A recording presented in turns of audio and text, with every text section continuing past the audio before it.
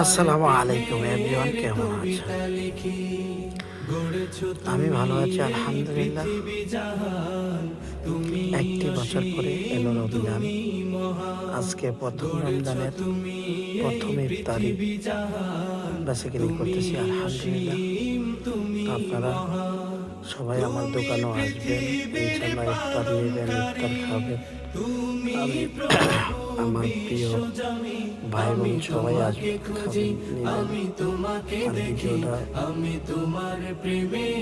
ভিডিওটা তৈরি করলাম অনেক কষ্ট করে। যদি ভালো লাগে অবশ্যই শেয়ার করবেন, লাইক করবেন, কমেন্ট করবেন। ঠিক আছে প্রিয় প্রিয়জন, সবাই ভালো থাকবেন, সুস্থ থাকবেন। আমি তোমাকে খুঁজি, আমি তোমাকে দেখি, আমি তোমার প্রেমের কবিতা লিখি।